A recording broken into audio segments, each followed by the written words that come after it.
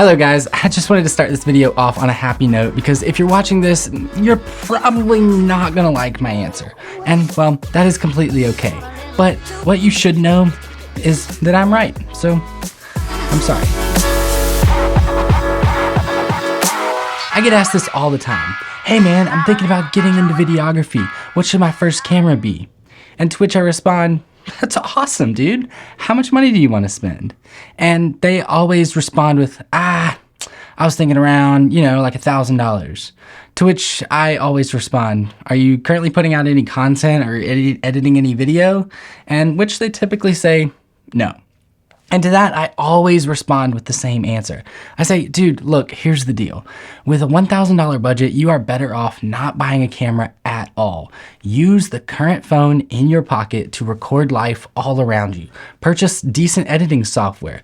Purchase a decent microphone. Start editing videos and learning how to tell stories through video to your friends and your family and all the fun things that happen in life.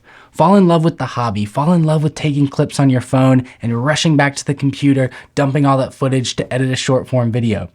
Get good enough at that your friends start to recognize you as a videographer. And maybe even get a part-time job working as an editor, all while saving your money. And then, and only then, save your money and buy a proper camera. And that will carry your hobby into a career. I get it, that's a sucky answer to hear because instead of a flashy camera, all you get out of this option is just work to do rather than a cool camera to buy. And a lot of us don't like to live our lives that way. We don't like to focus on the creative side and we'd rather just buy a big camera so our friends can see it. But let's be real, your friends don't care. And setting yourself up to immediately spend thousands of dollars of your hard-earned money before ever falling in love with the hobby is setting yourself up for future failure. I see this all the time actually. Someone looks up the best gear in the business, follows all the YouTube reviews, buys all the professional stuff, only to unbox the nice camera, maybe take a photo or video or two, use it on a weekend, and then get frustrated with not knowing all the settings and not knowing how to edit, that they eventually just let the camera collect all the dust in the attic in the corner. It's a shame. And a lot of those buy this camera first videos do that to you. So what can you do? Here's a detailed setup on what I would recommend if you find yourself questioning the I want to be a videographer question. Step number one is definitely get some editing software and music licensing. Final Cut Pro is the software that I've been using for the last 6 years, and it works really well for professional workflows if you have a Mac computer. If you don't have a Mac, or you are looking for something a little cheaper, I know DaVinci Resolve is also an incredible editing software that has all the bells and whistles, and it can be used on Windows or Mac. Final Cut Pro runs you $299 outright, and Resolve offers a free version and a paid version for $295. And I don't know much about Resolve besides that it's a well-respected program in the industry. And when it comes to music licensing, something like Artlist.io or Soundstripe will have you set on a proper music licensing for all of your videos. Knowing how to edit with music is so important when it comes to learning the basics of video editing. And while we're on the topic, as far as editing software goes, just do everything in your power to stay away from Premiere Pro. That program is expensive, buggy, and it cost me years of my life first starting out. Step number two is a camera. Now, the reason I say use your phone to create your first videos is because there is no risk. You already have a phone. There is no sense in going out and spending thousands on a camera before you even know if you'll enjoy the hobby or not yet. When I first started making videos, I owned a GoPro Hero 4 and an iPhone 8. I know, I'm old, but those two cameras got me creating content with my friends, which eventually led me to creating a lot of videos in iMovie. And then after I was in love with the editing videos and that whole process, I finally went out and purchased my first real camera and began building up and creating from there.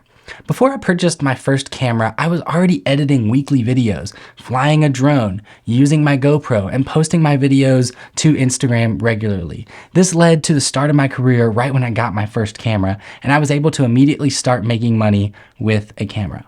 And step number three, I say, is just create. I talk about this often on the channel, but in order to first get clients in the videography world, you have to identify yourself as a videographer to your friends and family. By taking your phone and recording videos and going out and creating videos of different events you attend.